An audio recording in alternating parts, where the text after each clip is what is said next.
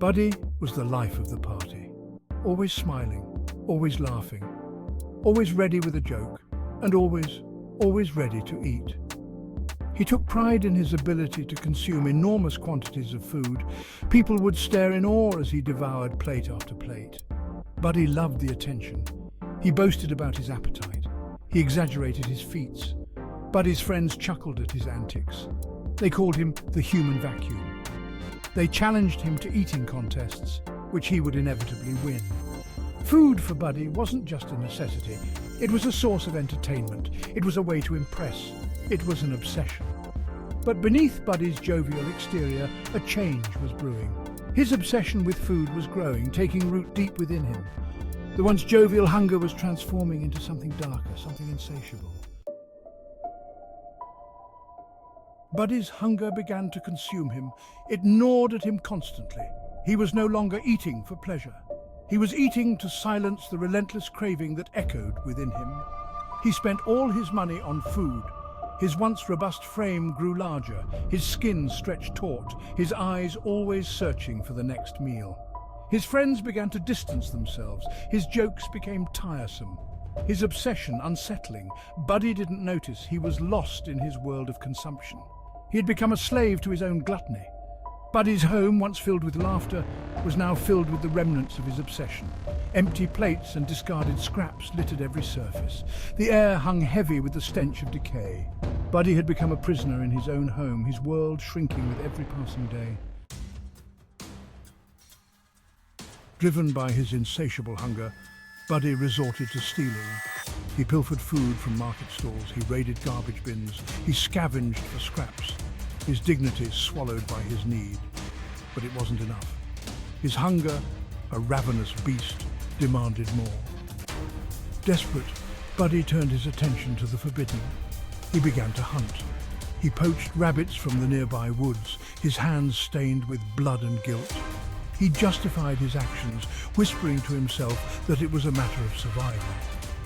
His conscience, however, was a persistent voice, drowned out but not silenced by the roars of his hunger. The once jovial Buddy was gone, replaced by a hollow shell of a man, driven by his base instincts. One fateful afternoon, driven by his insatiable hunger, Buddy ventured into the woods.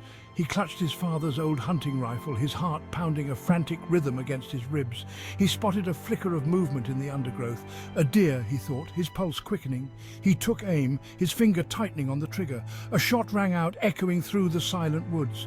Buddy ran towards his kill, his heart pounding with anticipation. But as he pushed through the undergrowth, his blood ran cold. It wasn't a deer he had shot. Lying on the forest floor, a look of terror etched on his young face, was a boy. His shirt was stained crimson, the colour stark against the vibrant green of the forest floor. Buddy stared in horror, his breath caught in his throat. He had killed a child. Panic seized Buddy. He stumbled back, his stomach churning. The weight of his actions crushed him.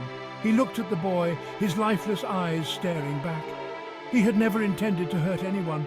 He was a man driven to desperation, consumed by his own selfish desires.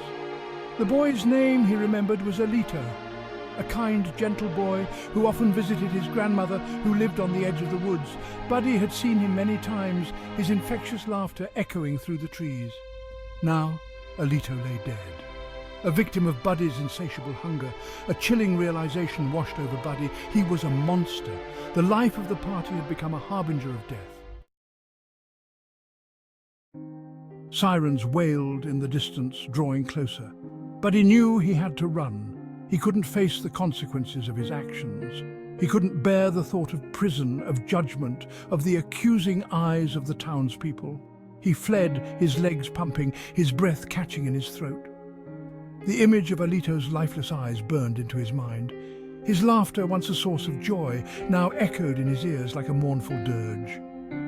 Buddy was a hunted man, forever running from his past, forever haunted by the consequences of his gluttony. He had learned his lesson, but at a terrible cost. The world, once a place of abundance and joy, was now a menacing wilderness. Every shadow held the promise of capture, every rustle of leaves, the echo of his sin. Buddy, the life of the party, was gone. In his place, a spectre of guilt, forever condemned to a life on the run.